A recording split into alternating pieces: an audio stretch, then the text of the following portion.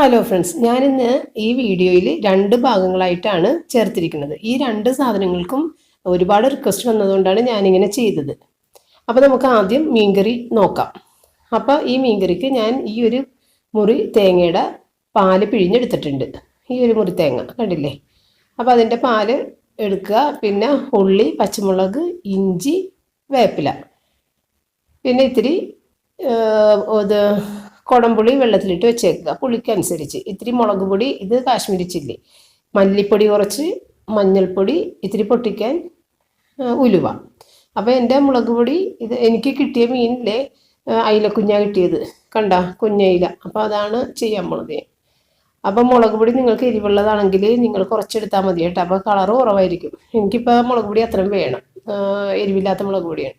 അപ്പോൾ നമ്മുടെ ഈ ഇത് ഉലുവ പൊട്ടി ഉടനെ അതെല്ലാം പച്ച സാധനങ്ങളെല്ലാം കൂടി ഇട്ടിട്ട് ഒന്ന് ഒരു മുക്കാൽ ഭാഗം വഴറ്റുക. ഒരുപാട് അങ്ങനെ കറുത്ത കളറൊന്നും ആക്കി കളയാതെ ഒന്ന് വഴറ്റുക, ഇത്തിരി ഉപ്പ് പൊടിയും കൂടി ഇട്ടിട്ട്. ഇപ്പം ഈ വീഡിയോ ഞാൻ ചെയ്തുകൊണ്ടിരിക്കുന്ന സമയത്തെ എൻ്റെ ഒരു സബ്സ്ക്രൈബർ എന്നെ തേടി ഓട്ടോയൊക്കെ പിടിച്ച് എൻ്റെ വീട്ടിലെത്തി. എനിക്ക് അതിശയം തോന്നിപ്പോയി. വിനീത എന്ന പേര്. അങ്ങനെ ഞാൻ ഈ ഷൂട്ട് ചെയ്യുന്നതിൻ്റെ ഇടയിലാണ് വന്നത് ആ കുട്ടി. അപ്പോൾ ആ കുട്ടിക്ക് എനിക്ക് ഭയങ്കര ഒരു അതിശയവും സങ്കടമൊക്കെ തോന്നി, ഇങ്ങനെ ആളുകൾ ഉണ്ടാകുമെന്ന് വിചാരിച്ചിട്ട്. അപ്പോൾ എന്നെ വന്ന് കണ്ട് ഇത് എങ്ങനെയായാലും ഒന്ന് കണ്ടുപിടിക്കണം എന്ന് വിചാരിച്ച് ഈ വീടിൻ്റെ ഫോട്ടോയൊക്കെ ഇത് വീഡിയോയൊക്കെ കണ്ടിട്ടുണ്ടല്ലോ. അപ്പോൾ ആ വീട് ഇതാണെന്നൊക്കെ ചോദിച്ചിട്ട് വന്ന് കണ്ട് അങ്ങനെ എനിക്ക് ഒരുപാട് സന്തോഷം തോന്നി. അപ്പം ആളെ കാണിക്കാനൊന്നും സമ്മതിച്ചില്ല കേട്ടോ. അപ്പം നമ്മുടെ പൊടി ഇടണേണ്. പൊടികൾ ഇത്തിരി മല്ലിപ്പൊടി, മഞ്ഞൾപ്പൊടി, മുളക് പൊടി മെയിനായിട്ട്. അപ്പം അത് നന്നായിട്ടൊന്ന് മൊരിയട്ടെ. നന്നായിട്ട് മൊരിഞ്ഞ് കരിഞ്ഞു പോകരുത്. അപ്പം നമ്മളുടെ ഇത് പുളിയും വെള്ളവും കൂടി വെച്ചിട്ടില്ലേ? അപ്പം നമ്മളുടെ പുളിക്കനുസരിച്ച് വേണ്ടിട്ട് എടുക്കാൻ. ചില പുളി എൻ്റെ അത് ആ പുളിക്ക് ഒരുവിധം പുളിയുള്ള അതുണ്ട്, നല്ല പുളിയുള്ള പുളിയാണത്. അപ്പം അത് അത്ര ഇട്ടിട്ടുണ്ട്. പിന്നെ നമ്മളിങ്ങനെ വെന്തൊക്കെ വരുന്ന ടൈമിൽ പുളി കൂടിയാൽ ഒന്ന് രണ്ട് കഷ്ണം പുളി എടുത്ത് മാറ്റി വെക്കണം, അല്ലെങ്കിൽ കട്ട് പുളിയായി പോവും. നമ്മുടെ തേങ്ങാപ്പാലും അങ്ങോട്ട് ഒഴിച്ച് അതൊന്ന് തിളക്കാൻ നേരത്ത് നമ്മുടെ മീൻ എടുത്തിടുക അങ്ങോട്ട്. അപ്പോൾ പാകത്തിന് ഉപ്പിട്ടിട്ടില്ല, ഉപ്പിടുക. പാകത്തിന് ഉപ്പിട്ട്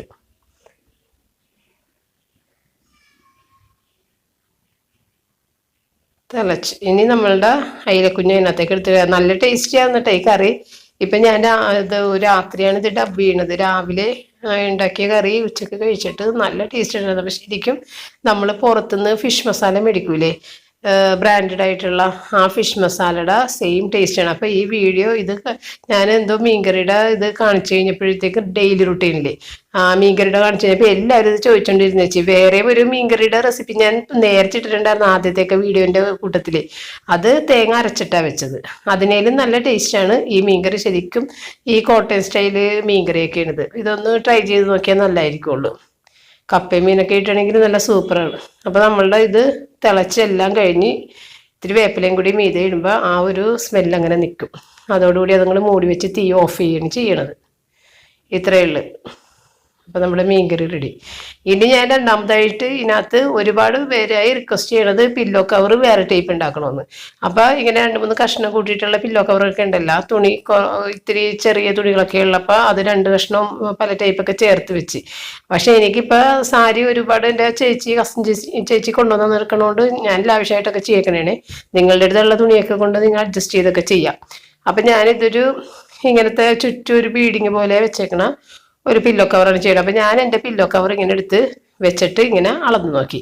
അപ്പം നമ്മളിങ്ങനെ അളന്ന് നോക്കുമ്പോഴേക്കും ആ നടുക്കത്തെ റെഡ് കളറിലെ തുണിയുണ്ടാ, ആ തുണിയുടെ അളവിന് വേണം നീല തുണി മുറിച്ച് എടുക്കാനായിട്ട്. കാരണം ആ ഇതിൻ്റെ അരികുണ്ടല്ലോ നമ്മളുടെ എന്താ പറഞ്ഞത് ബോർഡർ ഞാൻ കട്ട് ചെയ്തെടുത്തിട്ട് 4 വശത്തും ബോർഡർ വെച്ച് ഈ വെള്ള തുണിക്ക് വരെ തുണിയുടെ ബോർഡറാണ് വെക്കാൻ പോണത്. ആ സിൽക്ക് ഡിസൈൻ ഉള്ളത്, ബ്രൊക്കേഡ് പോലെ ഇരിക്കുന്നത്.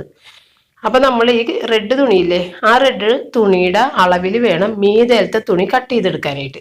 ഇനി അടിയിലത്തെ തുണിയുണ്ട്, അടിയിലത്തെ തുണി ഇത് ഫുള്ള് വലിപ്പത്തിൽ കുറച്ച് നീളം കൂട്ടിയിട്ട് വേണം, അത്രയും നീളം കൂട്ടിയിട്ട് വേണം അടിയിലത്തെ തുണി കട്ട് ചെയ്തെടുക്കാനായിട്ട്. അപ്പോൾ ഈ വെള്ള തുണിയും കൂടി ചേർത്തിട്ടുള്ള അളവ് വേണം എടുക്കാനായിട്ട്. ഞാനത് കട്ട് ചെയ്തപ്പോൾ തെറ്റിപ്പോയി അവസാനം തുണി കൂട്ടി എടുക്കേണ്ടി വന്നു എനിക്ക്. അപ്പം നിങ്ങളോട് അത് ഞാൻ പറഞ്ഞത് അത്രയും നീളം കൂട്ടി വേണം അടിയിലത്തെ തുണി എടുക്കാൻ. പിന്നെ വീതിയും അതുപോലെ തന്നെ കൂട്ടിയെടുക്കണം. ഇത് മുകളിലത്തെ തുണിക്ക് ഈ ചുവപ്പ് തുണിയുടെ ആ അളവിലുള്ള വീതിക്ക് തുണി എടുക്കുക. കാരണം ബോർഡർ വരുമ്പോൾ കറക്റ്റ് ഇതാവും. താഴത്തെ തുണി എന്ന് പറയുമ്പോൾ ബോർഡർ ഒന്നും ഇല്ല, പ്ലെയിൻ തുണി ആയതുകൊണ്ട് ബോർഡറും കൂടി ചേർത്ത വീതിക്ക് എടുക്കുക. നീളം കുറേ കൂടി ഇപ്പം ഞാൻ കാണിച്ച അത്രയും കൂട്ടിയെടുത്ത് കട്ട് ചെയ്യുക. മനസ്സിലായില്ലേ? അതിനുശേഷം നമ്മൾക്ക് ഈ ബോർഡറുകളൊക്കെ കട്ട് ചെയ്ത് എടുക്കാവുന്നതാണ്. ബോർഡർ കട്ട് ചെയ്ത് എടുത്തിട്ട് ഈ 4 സൈഡിലും ബോർഡർ ഇങ്ങനെ വെച്ച് പിടിപ്പിക്കണം. ഇതിപ്പോൾ പിടിപ്പിക്കുന്നതിന് മുമ്പാണ്. ഇതുപോലെ സെറ്റ് ചെയ്ത് വെച്ച് നോക്കുക. അപ്പോൾ ഏറ്റവും ആദ്യം ബോർഡർ പിടിപ്പിക്കേണ്ടത് 2 തലഭാഗത്താണ്. അതായത് വീതി കുറഞ്ഞ ആ 2 തലഭാഗത്ത് ബോർഡർ ആദ്യം പിടിപ്പിക്കുക. ബോർഡർ പിടിപ്പിക്കുന്ന ഒരു രീതിയാണ്. ഇങ്ങനെ മറിച്ച് വെക്കുക, എന്നിട്ട് അതിന് മീതെ കൂടി തയ്ച്ചിട്ട് ഇങ്ങനെ തിരിക്കുമ്പോൾ കറക്റ്റായി. അപ്പം നിങ്ങൾക്ക് ഇത് ഇപ്പം ഞാൻ ഈ സാരി ആയതുകൊണ്ട് അങ്ങനെ ചെയ്യണത്. നിങ്ങൾക്ക് വേറെ തുണിക്കഷ്ണങ്ങൾ ഡിസൈനുള്ളതൊക്കെ തുണി നടുക്കിട്ടിട്ട് ചുറ്റും പ്ലെയിൻ തുണി വെക്കുകയോ എങ്ങനെ വേണം ചെയ്യാം. അപ്പം ഇത് തയ്ച്ച് കഴിഞ്ഞിട്ട് അളവൊന്ന് നോക്കിക്കണം കേട്ടോ, വെച്ച് നോക്കണം കറക്റ്റ് ആണോ എന്നൊക്കെ. അപ്പം 2 തലഭാഗവും തയ്ച്ചിട്ടുണ്ട്. 2 തലഭാഗവും തയ്ച്ച് ഇനി നമ്മൾ ഇതിങ്ങനെ വെക്കുക. അതിൻ്റെ മീതെ ഇങ്ങനെ വെച്ചിട്ട് ഇങ്ങനെ ഒരടി ഇങ്ങനെ അടിച്ച് നേരെ തിരിച്ചിങ്ങനെ കറക്റ്റായി. അപ്പം എനിക്ക് അവിടെ ഒരു വേറൊരു കളർ വന്നിട്ടുണ്ട്, അത് ഞാൻ ശരിയാക്കി എടുത്തിട്ട് അവസാനം കണ്ട ഞാനത് അവിടെ ഒരു പീസൊക്കെ വെച്ച് അത് ശരിയാക്കി എടുത്ത് കണ്ട ഇതുപോലെ കിട്ടും. ഇതുപോലെ കിട്ടിക്കഴിഞ്ഞാൽ മീതത്തെ പീസ് റെഡിയായി. അപ്പം നമ്മളുടെ അതെ ഈ അളവിന് നമുക്ക് വേണ്ട ഒരു പില്ലോ വെച്ച് അളവെടുക്കുകയോ അല്ലെങ്കിൽ പില്ലോ കവർ വെച്ച് അളവെടുക്കുകയോ, പില്ലോ കവർ ആണെങ്കിൽ കുറച്ചും കൂടി ഈസി ആയിരിക്കും നിങ്ങൾക്ക്. ഇനി നമുക്ക് വേണ്ടത് അടിയിലെ തുണിയാണ്. അടിയിലെ തുണി എന്ന് പറയുമ്പോൾ നമ്മൾ നീളം ഒരുപാട് കൂട്ടിയിട്ടിട്ടുണ്ട്. എന്താ കാര്യം, നമ്മൾ ഓവർലാപ്പ് ചെയ്ത് വെക്കണുണ്ട്. ഞാൻ നേരത്തെ ഒരു പില്ലോ കവർ കാണിച്ചില്ലേ, നടുഭാഗം ഓപ്പണിംഗ് ഉള്ളത്.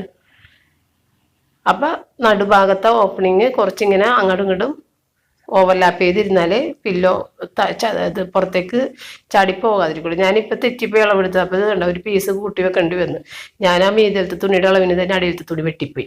അടിയിലത്തെ തുണി വീതി കൂട്ടി വെട്ടിയെടുക്കണമായിരുന്നു. അപ്പം ഇത് 2 ഭാഗമായിട്ട് ഞാൻ അങ്ങോട്ട് കട്ട് ചെയ്തെടുത്ത്. അപ്പം ഇതിപ്പോൾ ഞാൻ നല്ല തുണി കട്ട് ചെയ്തെടുത്ത്. പക്ഷേ നിങ്ങൾക്ക് 2 വേറെ വേറെ കഷ്ണം പീസൊക്കെ ആണെങ്കിൽ കുഴപ്പമില്ല, ഇങ്ങനെ 2 കഷ്ണം തുണി കിട്ടിയാൽ മതി. മനസ്സിലായ? എന്നിട്ട് അതിൻ്റെ അരികെ അടിച്ചെടുത്തിട്ട് അതിങ്ങനെ അങ്ങോട്ട് വെക്കുക. ഫേസ് ടു ഫേസ് വെക്കുക. നല്ല വശവും ചേർത്ത് വെക്കണം കേട്ടോ. എന്നിട്ട് ഇത് കണ്ട ഇത്രയും ഓവർലാപ്പ് ചെയ്ത് വെക്കുക. ചുറ്റും അങ്ങോട്ട് അടിക്കുക. അത്രയേ ഉള്ളൂ, തീർന്ന്.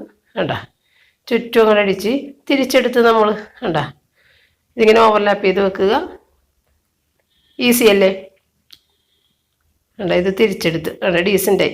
പിന്നെ ഇതിൻ്റെ ഫോട്ടോ ഒക്കെ എടുത്തിട്ടൊരു ഭംഗി ഉണ്ടാകുന്നില്ല. നേരിട്ട് കാണുമ്പോഴായിരുന്നേ ഭംഗി. കാരണം പില്ലോ ഇങ്ങനെ മടങ്ങിയൊക്കെ പോണ്, ഒരു കറക്റ്റായിട്ടുള്ള ഫോട്ടോ കിട്ടിയിട്ടില്ല. അപ്പം നിങ്ങൾ തയ്ച്ച് നോക്കുമ്പോഴത്തേക്കും നിങ്ങൾക്കത് നല്ല ഭംഗിയായിട്ടിരിക്കും കേട്ടോ. കണ്ട ഇതുപോലെ തയ്ച്ചെടുക്കാൻ പറ്റും. അപ്പം ഇതിപ്പോൾ ഞാൻ പട്ടിൻ്റെ ഈ സാരി ഉള്ളതുകൊണ്ട് അങ്ങനെ തയ്ച്ച് നിങ്ങൾക്ക് ഇഷ്ടമുള്ള തുണികളൊക്കെ ഇട്ട് കഷ്ണവും കൂട്ടിയൊക്കെ തയ്ച്ചെടുക്കാം.